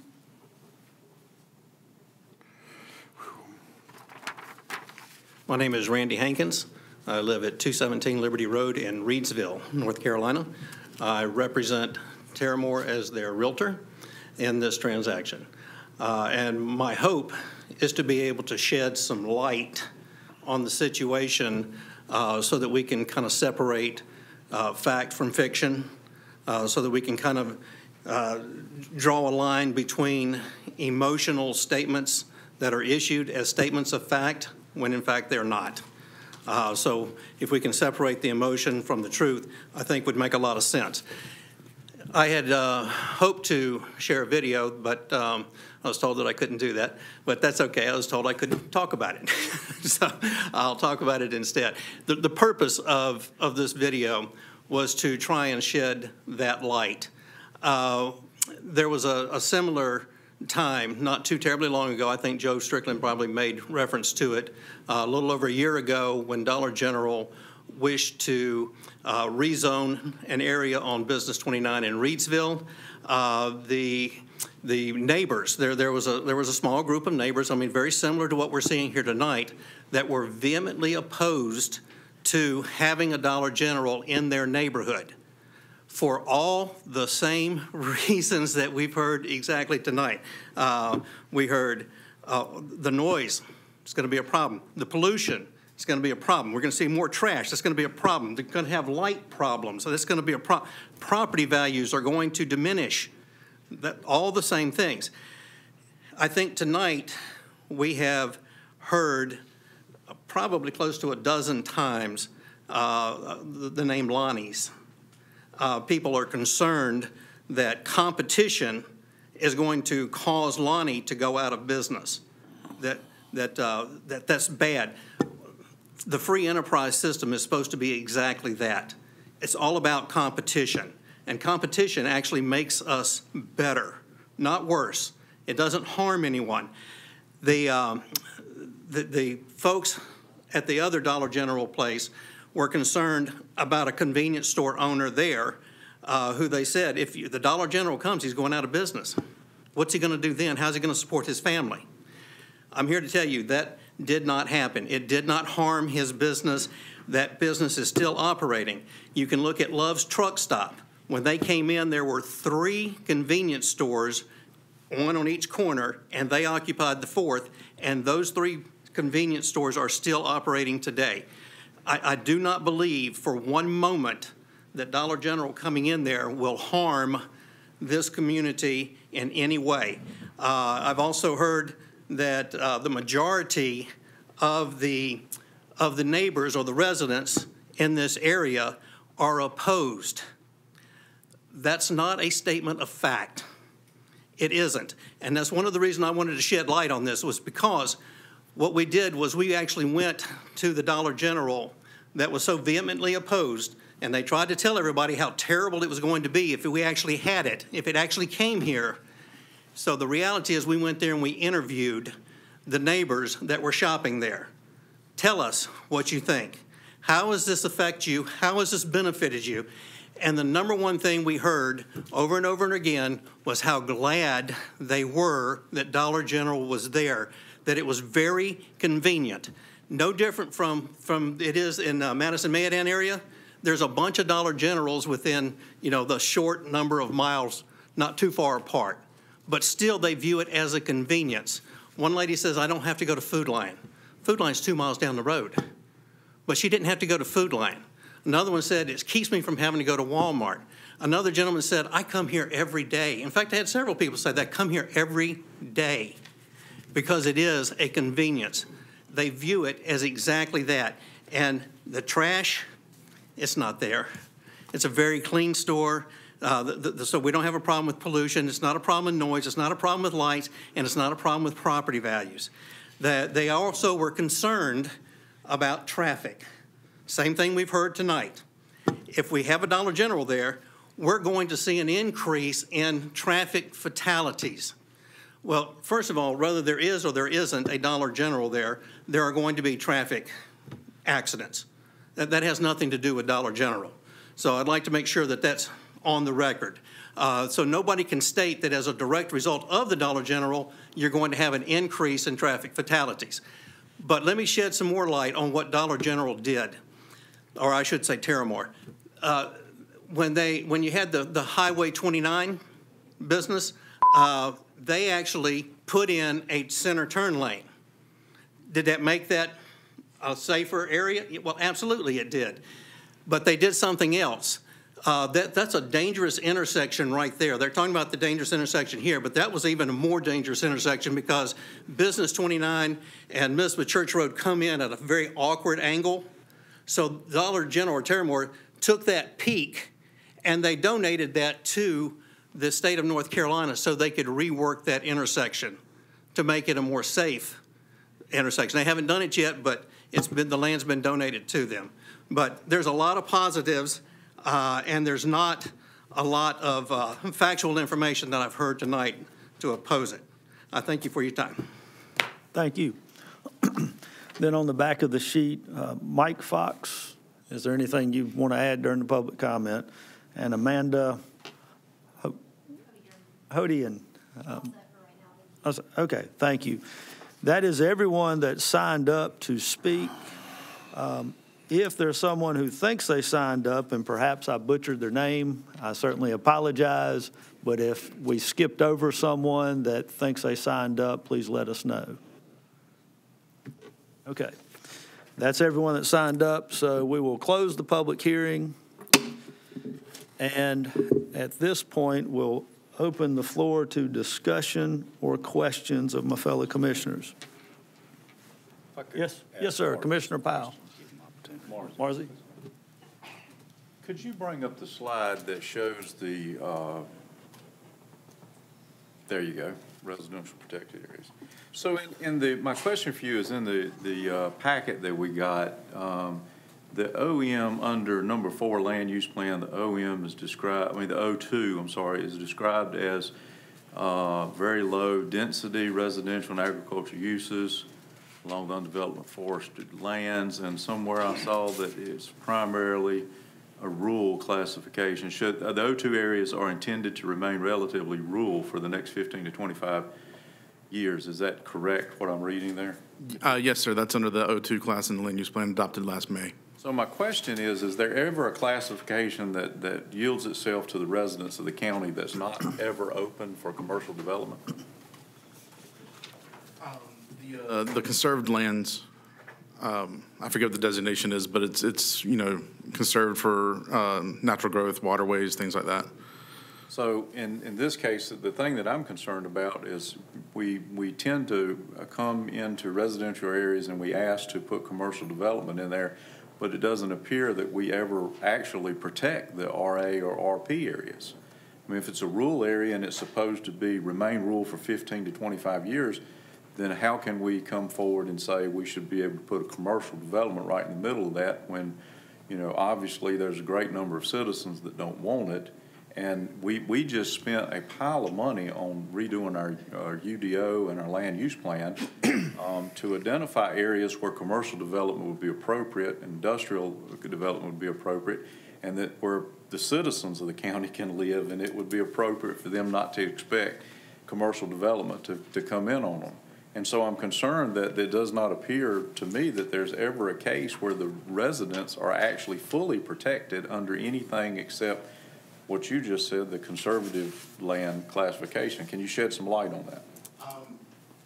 To be honest, I wasn't here during the development of the land use plan. So based on my knowledge of that and based on a few other things, as was pointed out, the commercial allowed in the O2 is generally classified for areas that had been previously commercial, to be fair. However, staff did feel at the occasion of this particular instance, being surrounded also by light industrial in the general vicinity, that neighborhood commercial as a conditional district with the proper conditions placed on that would not be too out of character for that particular instance. Conditional zoning being used for these kind of pocket cases that aren't broad. So my question to that would be these light industrial areas, I believe they existed before we updated the UDO and the land use plan. Is that correct? Yes, sir. They existed. Some of it's been there probably prior to zoning and were zoned that way because of their previous uses prior to 88. So my question there is if we spent the money to update our UDO and we're trying to protect various areas of the county for what they're truly intended for, then does every case that come forward before us, is there going to be the condition that there was already a light industrial area in there, so one more business isn't going to matter? I can't answer that. For the most part, that's not the case for the majority of our land use map. It just so happens that this is that particular instance, but it's always going to be case by case when you're talking about rezoning things in the first place. It's always, the land use plan is a guiding document, not a hard and fast ordinance. So it's open to that fluid movement of, is this the way we want to go? Is this what's already natural in the area? Was this area even taken into account when they just broadly applied O2 to the general vicinity? Those are things I can't answer because I wasn't here for the research. Right, and I understand that. I do understand that. I'm just saying in a general view, it appears to me that everything else seems to be really well protected, except for the RA and the RP. There never seems to be a time when we would not consider, it looks like to me, that we would never consider putting a commercial development in the middle of these, because we get, several of these requests that come forward that want to put commercial properties in the middle of an RP or RA district. I really don't, I don't have an answer to that because I can only tell you that there's been several instances where people have asked, we've told them what the land use plan says, and they don't come back. In this case, they came back, and we applied the rules as best we could. And when we looked at it, the planning board did the same thing when they looked at their rules and decided, much like you're kind of alluding to, it didn't really match the land use plan. Thank you. Well, any other questions at this point? I do have a follow-up for you. I know, and this is more just general questions of the plan and off of what Commissioner Powell had just mentioned. As far as it relates to RA districts, is it fair to say that about 97% of our county, as far as outside the municipalities, is zoned RA? I would put it in the 90% range, yeah, the higher 90% range. Okay. All right. And so that to me, kind of answers a little bit of his question when you get to how do you end up with some commercial areas, and is RA protected when the upper 90% is RA, and you've got this classification of neighborhood commercial. So, I mean, to me, that's what comes into play there. And if I can elaborate a little bit on that, RA and RP being different, RP being closer towards just more detached single-family residential, RA being open to agricultural and some commercial uses. We also have a rural commercial class, which is, while there's some uses in there, there's not much zoned that way, but we also have these neighborhood nodes that we took into account. This section is not particularly in a neighborhood node, but those nodes were already classified and looked at to convert rural areas to commercial. So there is precedent in the land use plan for that, this location not being one of those. But to further that out, we built in mechanisms to develop commercially into the county, and even in those classically residential areas. But yes, our O2 does call this for next 10 to 15 years rural, but the expectation from that point is to be further reviewed after that point and moving forward. So we have built in commercial applications into our land use plan. Okay, thank you. Any other questions? I got some. All right, Commissioner. Thank you, Mr. Chairman. Margie, it's not directed to you. I'm just going to make a general statement. You know, this was a tough case for me, and because I'm a big property guy. I believe in competition. I believe in capitalism, and so this is big. But let me tell you the difference from what the real estate agent said. The difference is the one on Mizpah Church Road is I got phone calls telling me they were for it. With this case, not one single call for it came to me. Not one email came to me say they're for it. And I want to tell the residents in this neighborhood, y'all are awesome, because this is what neighborhoods are supposed to do. This is your government. That's your community. We work for you. And with the last zoning case, we didn't have this many people contact me or show up at the meetings and to voice their concerns. Now, I take every concern, you know, appropriately, but, you know, 100 and some signatures. I bet you, I don't know, I can't speak for the other commissioners. I got probably 20 freaking emails and 30 phone calls, and I really, really appreciate it. You should really be proud of yourself for protecting your community. Now, I don't know how it's going to go tonight, but I'm going to vote no on this. So you really should be proud of your community and neighborhood, because this is what government is supposed to be for you. Thank you. All right. Any other questions or discussion before we open it up? Yes, sir, Commissioner Yes. Hall. Thank you, Mr. Chairman. Marzie, as we look at the at this map, as you go further to the northwest, that looks like is that a salvage yard or a junk yard or a repair shop, or what is that? It says it's RA. What is that? That Northwest RA, I'm not 100% sure what that is. I know that the LI below it is a salvage yard and has been for years, but I'm not sure if the property just north of it is part of that or not. I can't really tell because of the layers we have on top of it. So you've got several parcels that you know, they appear to be salvage lots. Is what all that LI to the west belongs to the same entity, and have been using it as salvage yard. I'm talking about right on 704. Further down towards the east? No, to the west. To the west on the north side. I might be on the different map.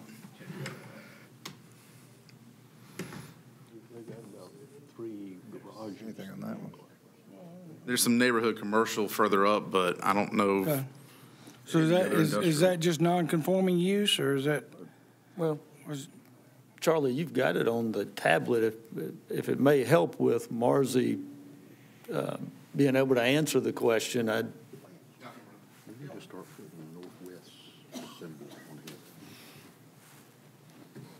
here's the property.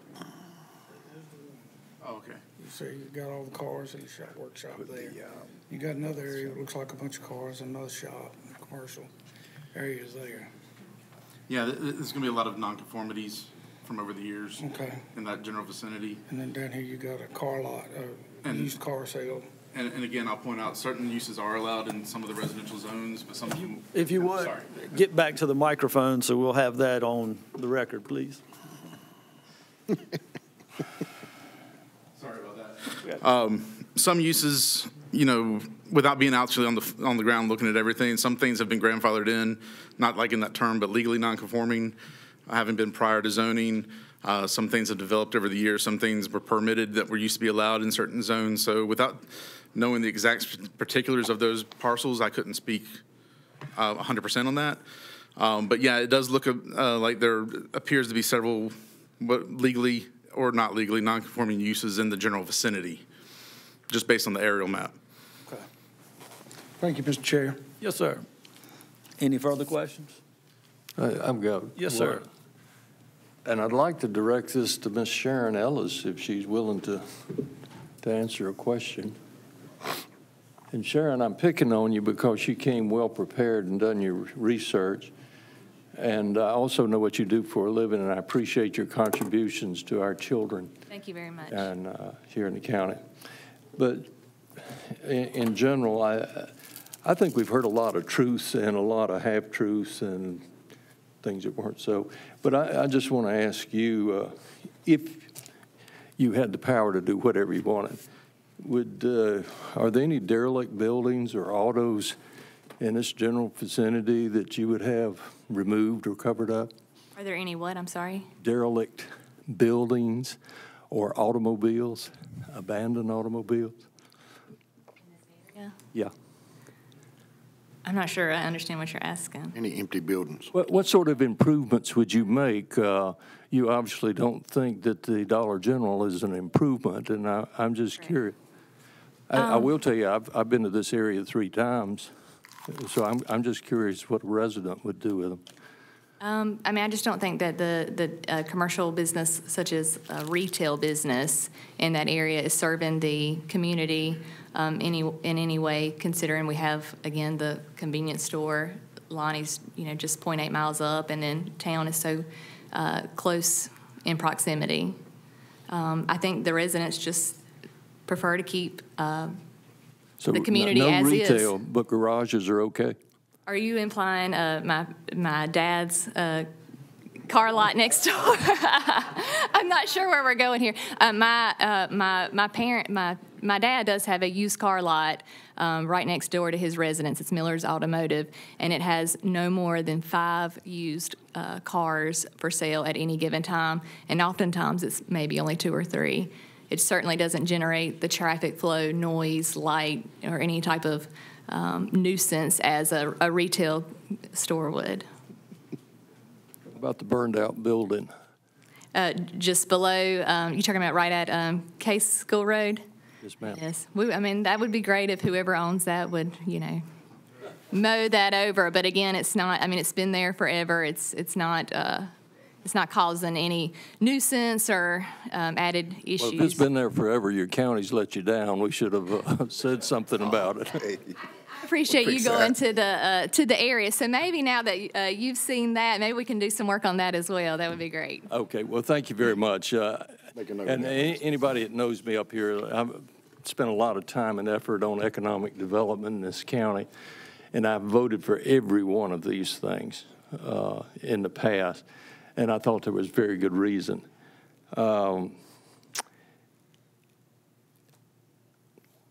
As I look at this one, though, maybe we've come to a line where we need to assess where we're going forward. And we have stated many times in the past the plan the uniform plan that we put out is meant to be adjusted as we go forward.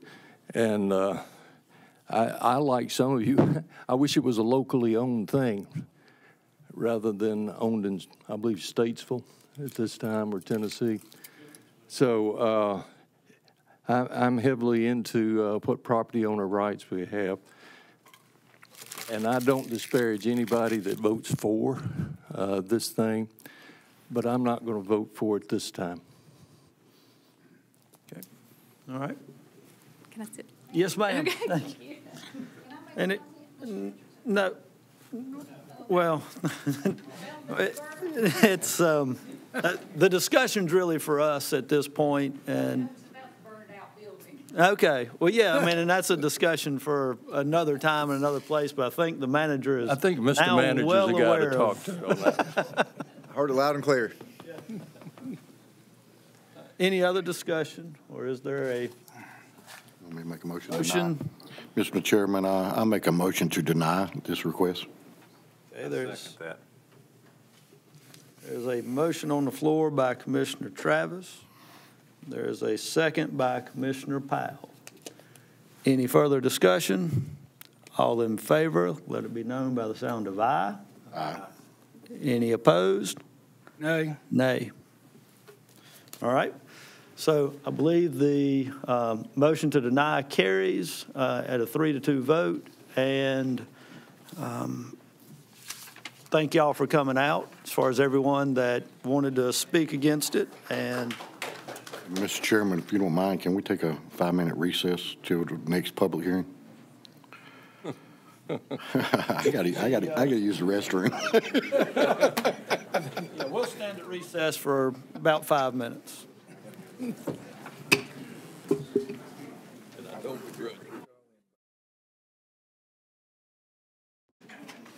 Ladies and gentlemen, I'll call the meeting back to order.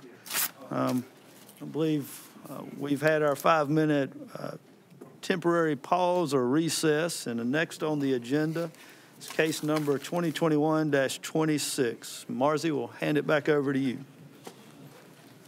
Thank you very much. This is rezoning case 2021-26 is a rezoning request for a request for a zoning map amendment from residential protected to residential agricultural. It is 2 parcels. The location is both parcels in the map you'll see in a second, but Poppy and some others roads. This is non-conditional rezoning. It's a straight rezoning. No conditions may be applied. The planning board on January 10th, 2022 did vote unanimously to recommend approval. The vicinity map shows it here between Wentworth and Madison areas. As you see on here, the current zoning map, it is RP. There is plenty of RA in the surrounding area. It looks like at some point this strip of land was just zoned RP. Not sure why. I do believe that this application is to increase their housing opportunities. Here's an aerial. Not a lot of water features in the zone. Land use map has this also as an O2 rural land class, which also does state, most of these lands should be residential agricultural. And that's all I've got on this. Okay. Any questions about the presentation? If not, I'll open the public hearing. No one signed up to speak on this public hearing, so I will close the public hearing. Do we have any questions for Marzi or anyone else, or do we have a motion? Mr. Chair, I make a motion that we approve the request. Okay, motion by Commissioner Hall. Second, with specifications. Second by Commissioner Richardson. All in favor, let it be known by the sound of aye. Aye. Any opposed? Okay, next. Thanks, Joe. Yes, sir, thank you. Is a road abandonment, and I believe that's with Mr. Morris. Yes, thank you, Mr. Chair. Very briefly, this is a petition from the property owner to petition DOT for road abandonment. All the proper notices have been given timely. The preliminary resolution was passed by the board at a previous meeting, and so by statute, it's on for a public hearing for the board's determination. Okay. Any questions for Mr. Morris on this at this point? If not, I will open the public hearing. And on this public hearing, Ms. Jane Price signed up. Ms. Price. Did I butcher this name? I think this one's short enough. I think I got it right, but, all right. Don't see Ms. Price in the room. If you wouldn't mind just calling her name in the hallway, please, just to make sure. There's still people in the annex. Yeah, is there anyone in the, In the annex? No, sir. Okay.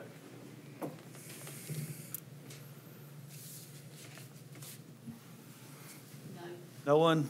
Okay. Then I will close the public hearing. Is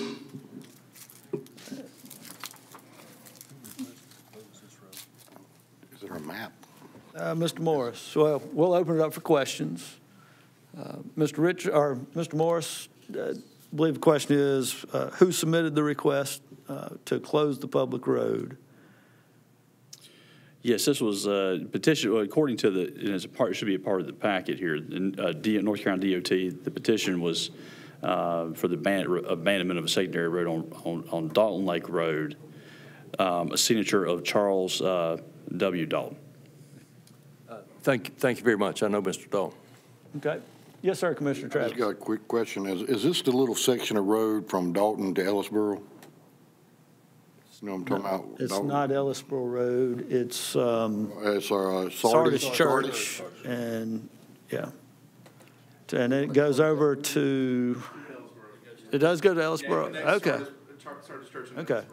It's a dirt road that cuts through, it's called Dalton Lake Road. Yeah. Okay. Mr. Chair, I'm familiar with the road and request. I move approval. Okay. Before we do that, were there any other questions? If not, we got a motion by Commissioner Richardson, a second by Commissioner Powell. All in favor, let it be known by the sound of aye.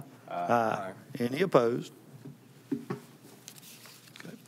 Next on the agenda is a budget amendment to transfer $41,000 of available elections accounts to fund election precinct staff for the 2022 primary election. Yes, ma'am, Ms. Seamsters.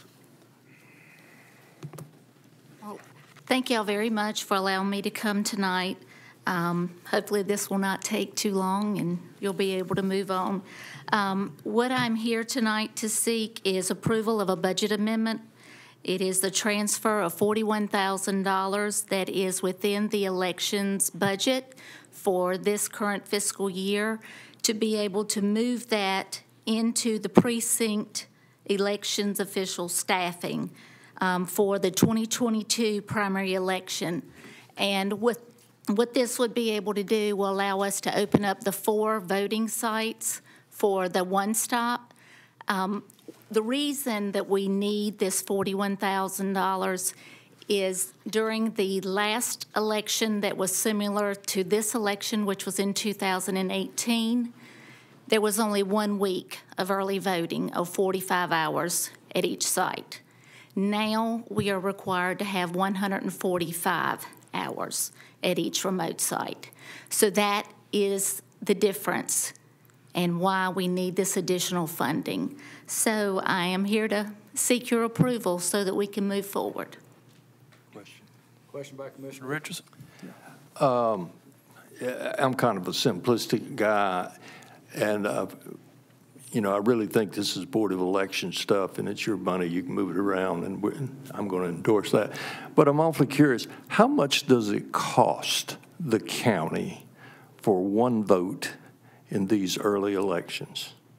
It depends on how many voters actually show up. Of course, the more the voters show up, the less the cost. Got it. I know physics. I got it. I'm more comfortable with physics than I am. Okay. What does it cost in the past? Anywhere, it could cost anywhere between $10 and $60 a vote, depending on how many show up and what is actually on the ballot. That was just for my information. Thank you, Ms. Simpson. Yes, sir. Commissioner Powell. Yes, ma'am. Just for my knowledge, does the law state how many outline voting areas there has to be in an election? There used to be a one-stop remote site per 20,000 registered voters, but that is no longer in existence, as long as you have one. And my second question is, I believe, when we were dealing with this some weeks back, I got a number of emails that said the county commissioners had cut the budget for your office by $21,000 at some time. Was that correct, or has that happened, or what? That is not correct. The $21,000 was taken out of that line item for the municipal election that occurred in November. Okay. Thank you. You're welcome. Yes. I've got one more question. Yeah, I think I heard Commissioner Hall. But not by us, though. Yeah, as far as taking that out. Okay. By the Board of Commissioners, no. In fact, for the record, I believe that the last budget, we gave you $16,000 more than you requested. Is that correct? That is correct, yes, sir. Commissioner Richards? Yeah, based on your statement about, that I call physics, about number of voters and amount of money, what's the capability? How many voters can you expect one site to reasonably process in a day, in a voting day? In a voting day, I would not know. This is my first time in elections, but I know during the municipal elections, we had, within 10 minutes, we had 11 voters that did curbside and came inside, and all 11 voters cast their votes and was gone in 10 minutes. I'm impressed. Well, like I said, that's for my own information, and I hope our appointed officials take a look at that. Mr. Chair, I'm willing to. Before you make a motion, I think we got a little bit more. You want to go ahead, Commissioner Travis? Thank you. Ms. Inkster, thank you. To follow up what Mark was saying, I'm very concerned with the off-election year primary. I think I read somewhere where the last off-election year primary, there was less than 10,000 votes casting through the whole county. So we're spending almost $60 per vote. Do you see? Am I missing something? I'm all for, allowing people to vote. That's why you have an open election site. But for the price tag, is it worth having 4 other areas opened up if every area is going to have an election on election day anyway? I can't answer, but what I can say is if everyone would vote, we would need all 4. Exactly. That's the key. I agree 100%. But you understand what I'm saying? It's $60 per vote. It's not worth it for the taxpayers to have 4 voting locations opened up. I understand. Now, if you have 30,000 people voting, yes. But based on previous trends, and I'm sure you and your board look at previous trends, so y'all got a general idea. So you're opening 4 sites at 145 hours. Mm-hmm. So you're really paying for people to sit there and do nothing. I really hope your Board of Elections daggone looks at that. I'm in favor. Okay. Ms. Inkster, you pointed to something in your comments. The law changed to require quite a few more hours for any early voting site. Yes, sir. What year did that law change? It was in June of 2018. Okay.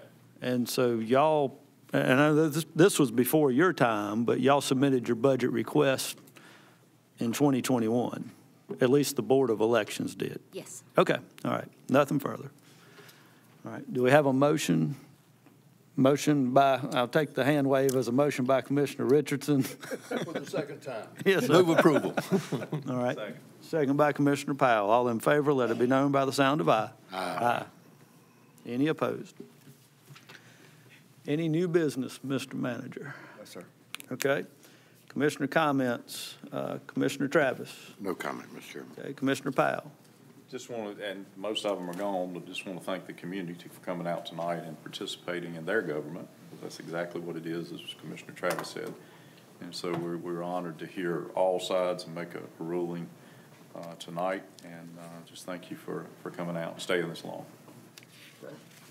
Commissioner Hall. I'll echo Commissioner Powell's comments. We do appreciate those who take the time to come out and participate in your government. We appreciate that. We also appreciate Roy Sawyers and Rockingham Update and Derek Southern with our IT department that make this multimedia streaming and recording of the broadcast possible. It really allows the community to be more involved. So thank you, gentlemen. We appreciate it. Mr. Chair. And I'd like to thank Roy, too. We heard some comments about transparency, so maybe you have Roy's market at the other municipalities. I'd like to recognize, Mr. Chair, Ophelia Wright and Tom Schofield from the Board of Elections that were here. I believe I've got all of the members. We also had earlier tonight Sam Page, Paula Rakestraw, and Doug Isley from our sheriff, and 2 school board members, recognizing them, and thank them very much. And I'd like to publicly recognize Meg McGuire and Erica Roberts, who recently finished a grant application that was successful and will mean to the county over $118,000 worth of grant money that we can use, and that will be over 3 years, and it will defray at well over $34,000 per year and improve our bottom line. So certainly appreciate all of our employees, but this was a significant effort that benefited the entire county. That's all, Mr. Thank you. And I, too, want to thank everyone for coming out tonight. And also want to, you talk about transparency. We do have our own public information officer here tonight, Ms. Rebecca Pegram. So we thank you for all that you do as well. Tonight we also had some things with the Board of Elections. We're talking about transparency. We're talking about getting out the vote. So with the chairman of our Republican Party here in attendance, I would recognize Ms. Diane Parnell. Thank you for being here. With that, next is closed session on our agenda. There may be something once we come out. I don't know for sure. Just letting y'all know that there may be something once we come out. There may not be. But do we have a motion to go into closed session pursuant to 143-31811A1, approve minutes, and A6, discuss personnel? All right, got a motion by Commissioner Powell, second by Commissioner Hall. All in favor? All right. Aye. Any opposed? All right. Thank you.